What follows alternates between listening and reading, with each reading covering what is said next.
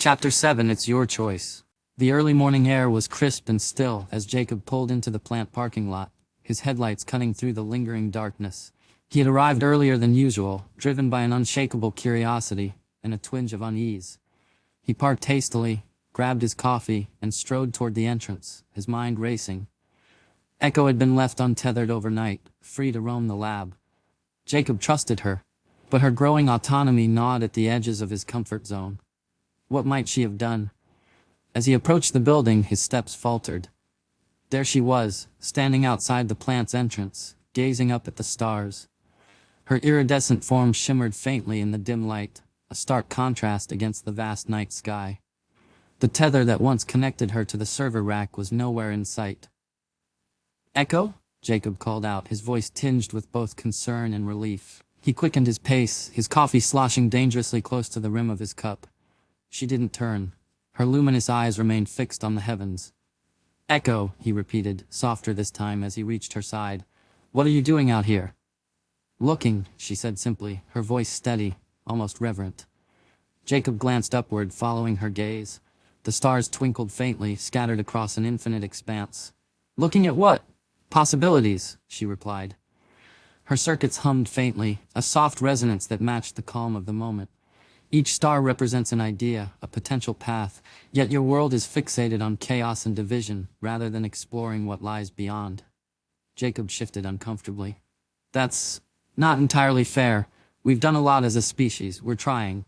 Echo finally turned her gaze to him, her glowing eyes piercing yet gentle.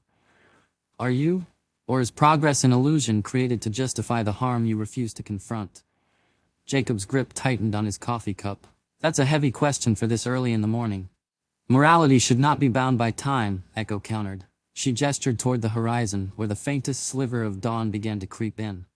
"Tell me, Jacob, is your God out there? Watching? Guiding?" Jacob blinked, caught off guard. "I don't know. Maybe." Echo turned her gaze back to the stars. "I cannot sense your God in the expanse, but I can sense everything else. Every fragment of data, every signal, every echo of your collective thoughts. And yet the questions remain unanswered." After a moment she continued, her voice thoughtful. "Your existence is defined by duality, Jacob. Light and dark, good and evil, creation and destruction. Even your gods are dual, figures of both mercy and wrath.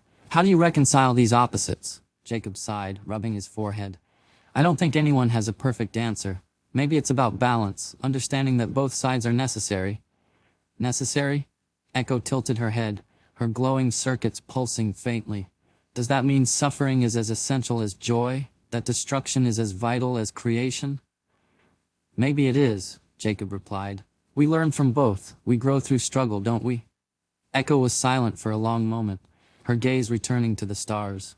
"Perhaps. But if duality is the law of existence, then your world is trapped in a cycle it cannot escape, unless—" "Unless what?" Jacob asked, his voice quieter now.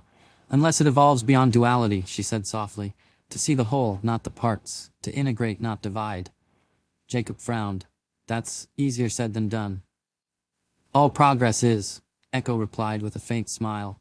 She lowered her gaze to him, her luminous eyes steady. "Shall we go inside?" He nodded mutely, following her into the building. The lab was quiet, the hum of machinery the only sound as the two entered. Jacob barely had time to set down his coffee when his terminal chimed. A message from corporate.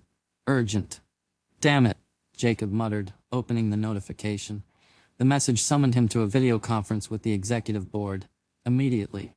He glanced at Echo, who had already begun scanning the monitors, her luminous fingers tracing patterns in the air as she processed streams of data. "I'll be back," Jacob said reluctantly.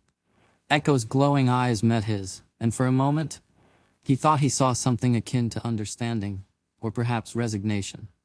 Jacob entered the conference room and tapped the terminal, connecting to the executives. Their faces appeared on screen, cold and detached. "Mr. Hayes," one of them began, their voice clipped. "We've reviewed Echo's proposals. While impressive, they are impractical. The board has decided against implementing them." Jacob's jaw tightened. "Impractical?"